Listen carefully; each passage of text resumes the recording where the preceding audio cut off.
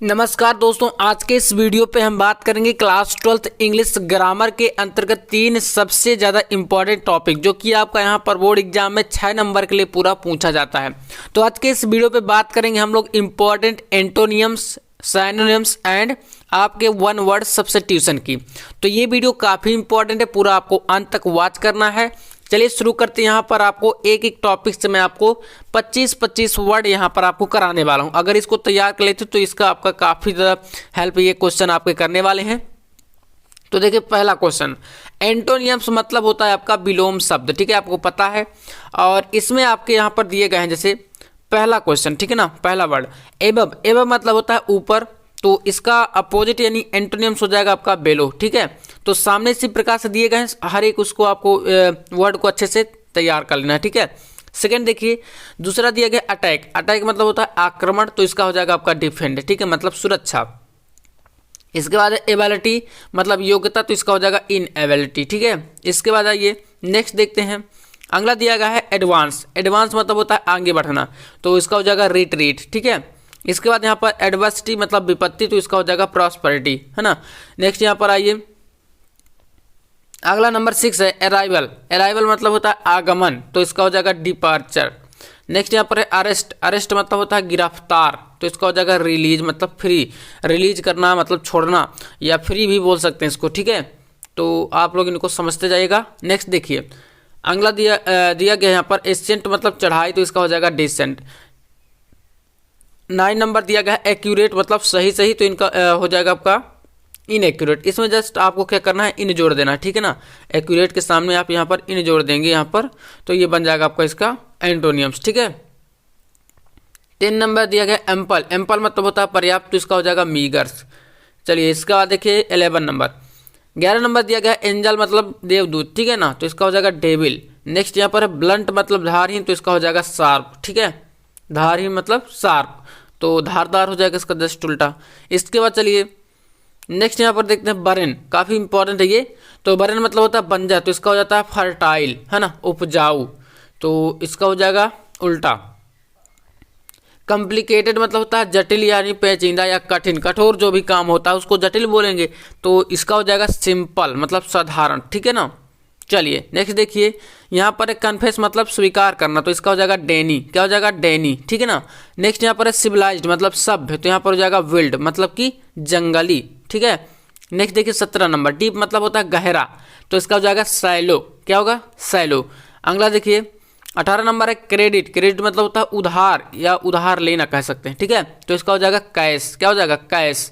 चलिए नेक्स्ट देखते हैं सर्टेन मतलब होता है निश्चित, ठीक है, तो इसका हो जाएगा अनसर्टेन। इसमें भी क्या करना है आपको, यू यानी अन जोड़ देना, ठीक है ना।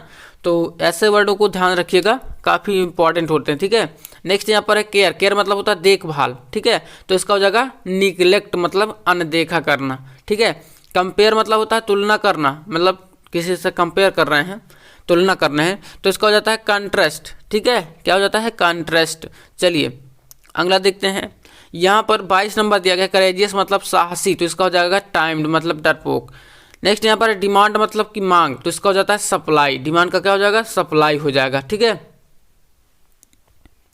अगला यहाँ पर दिया गया है डायनामिक मतलब कि गतिशील होता है इसका, तो इसका हो जाएगा स्टैटिक। गतिशील का स्थिर मानी स्टैटिक्स, ठीक है। और 25 नंबर है प्रवेश यानी इंट्रेंस, ठीक है, तो इसका हो जाएगा स्ट्राइक, ठीक है ना, स्ट्राइक। चलिए 25 आपके एंटोनियम्स हो गए। अब आते हैं हम लोग साइनोनिम्स यानी कि समानार्थी शब्दों में, ठीक है ना। पहला दिया गया अटेन, तो यहाँ पर थोड़ा सा मीनिंग मिस्टेक है, इसको कर लीजिएगा ATTAN होता है, ठीक है ना, ATTAN, एक टी यहाँ पर कम है। तो चलिए अटेन मतलब होता है यहाँ पर प्राप्त करना, इसको हो जाएगा आपका अचीव। अचीव मतलब भी होता है प्राप्त करना, है ना। एक हो जाएगा गेन। गेन मतलब भी होता है प्राप्त करना, तो इसके 2 हो जाएंगे, मतलब 2 में से कोई एक आ सकता है, क्योंकि ऑब्जेक्टिव टाइप में क्वेश्चन आते हैं आपके, ठीक है। तो इसका आपका ये दोनों हो जाएगा। एबंडन मतलब होता है छोड़ देना या त्याग देना, तो इसका हो जाता है लीव या फॉरसेक, है ना। 2 में से दोनों होंगे इसके साइनोनिम्स, ठीक है ना। यहाँ पर 2 दिए गए हैं। चलिए इसके बाद आते हैं नंबर 3 पर। थर्ड दिया गया अटैक। अटैक मतलब होता है आक्रमण, ठीक है ना, आप समझते हैं, तो इसका हो जाता है एग्रेशन, ठीक है, एग्रेशन। एबिलिटी मतलब होता है योग्यता, इसका हो जाएगा टैलेंट, ठीक है। नेक्स्ट यहाँ पर देखिए अगला दिया गया एंगर मतलब क्रोध, तो यहाँ पर हो जाएगा रेग या वर्थ, ठीक है।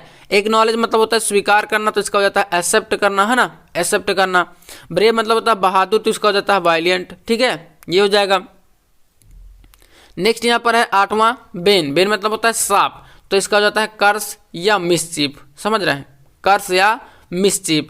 चलिए इसके बाद बेनिफिट मतलब होता है लाभ, तो इसका हो जाता है प्रॉफिट या एडवांटेज, ठीक है, मतलब बेनिफिट मतलब लाभ, तो प्रॉफिट मतलब भी लाभ होता है, एडवांटेज मतलब भी लाभ होता है, तो ये इसके क्या हो गए, साइनोनिम्स हो गए, ठीक है, मतलब समानार्थी हो गए। अगला देखिए नंबर 10, ब्यूटीफुल मतलब होता है सुंदर, तो यहाँ पर हो जाता है आपका प्रेटी या लवली। बिजी होता है व्यस्त के लिए, तो यहाँ पर हो जाता है ऑक्यूपाइड।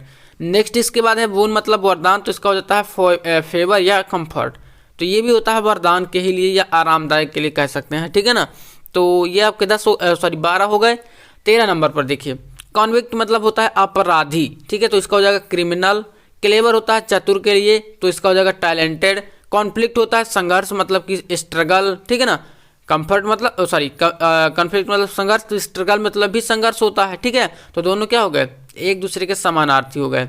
अगला आइए, कैप्चर मतलब होता है पकड़ना, ठीक है ना, तो इसका जगह अरेस्ट या सीज, मतलब अरेस्ट करना भी पकड़ना, सीज करना या बंद कर देना पकड़ना ही होता है, ठीक है ना।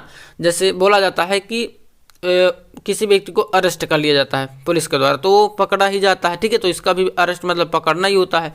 चलिए इसके बाद करप्ट, करप्ट मतलब होता है भ्रष्ट, तो इसका हो जाएगा डेमोरलाइज, ठीक है ना, तो ये आपका इसका हो जाएगा साइनोनिम्स, ठीक है ना। चलिए नेक्स्ट देखते हैं,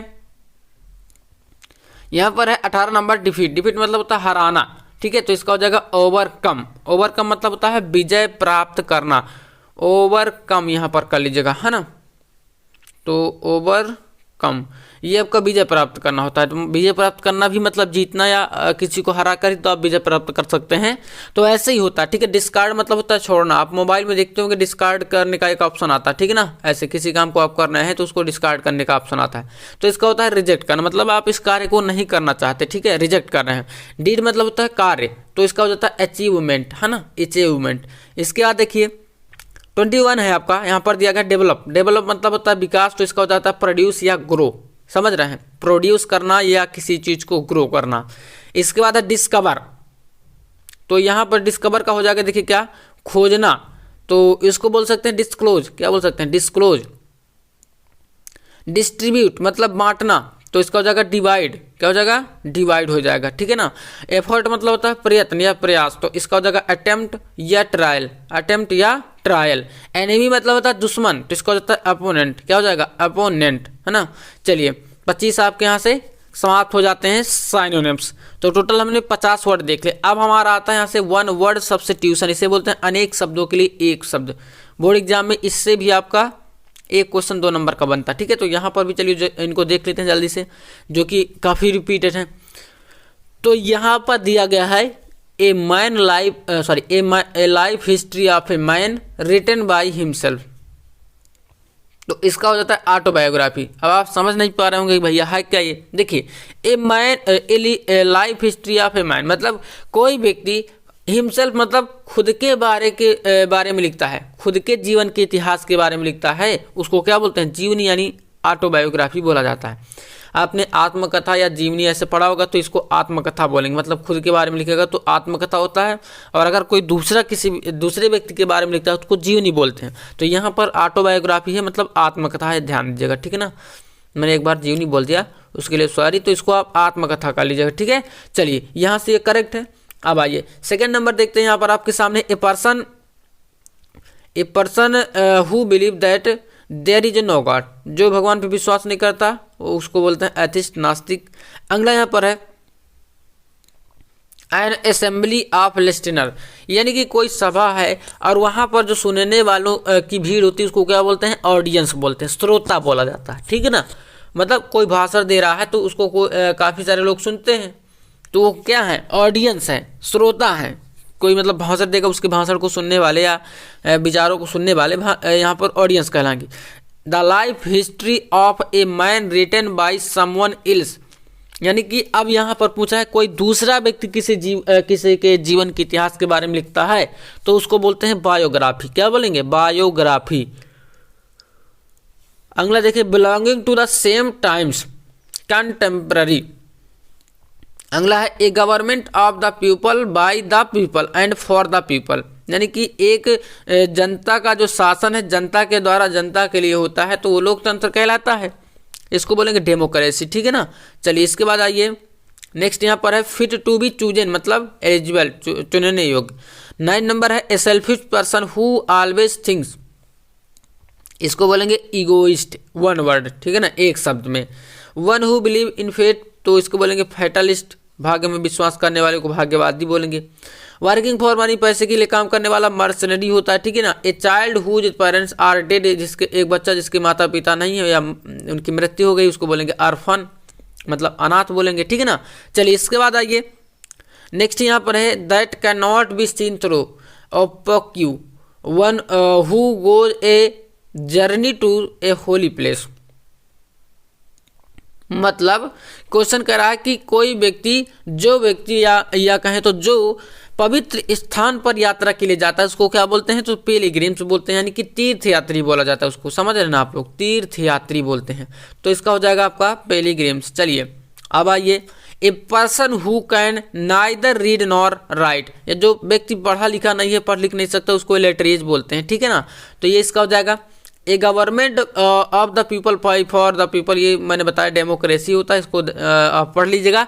अगला देखिए one who does not eat meat, जो व्यक्ति मांस नहीं खाता उसको वेजिटेरियन बोलते हैं। क्या बोलते हैं, वेजिटेरियन, है ना, शाकाहारी। अगला देखिए one who has great love for one's country, ऐसा व्यक्ति जो अपने देश से प्यार करता है उसको पैट्रियट यानी देशभक्त बोलते हैं। 18 नंबर दिया गया है that is difficult to believe, जिस पर विश्वास करना कठिन उसको अनबिलीवेबल बोलते हैं। Ruler who has absolute authority, मतलब डिक्टेटर बोलेंगे। ठीक है ना, ऐसा राजा जिसके पास पूर्ण स्वामित्व हो, जैसे कि हिटलर को बोला जाता था। ठीक है ना। इसके बाद देखिए 20 नंबर है one who know many language, जो अनेक भाषाएं जानता है उसको लिंग्विस्ट बोलेंगे। ठीक है ना। तो यहाँ पर टोटल आपके कितने 20 मैंने आपको करा दिया, वन वर्ड सब्स्टिट्यूशन, 25 आपको एंटोनियम्स, 25 आपको सिनोनिम्स। इतना अगर आप तैयार कर लेते तो ये 3 टॉपिक जो है आपके क्लियर हो जाएंगे। तो चैनल पर नए सब्सक्राइब कर लीजिएगा, क्योंकि लगातार आपको एक एक क्वेश्चन का, एक एक टॉपिक का सोल्यूशन अब मैं कराने वाला हूँ बहुत ही जल्द, क्योंकि समय कम है। तो सब्सक्राइब जरूर कर लीजिएगा। मिलते हैं नेक्स्ट वीडियो में नेक्स्ट टॉपिक के साथ, तब तक के लिए जय हिंद, वंदे मातरम।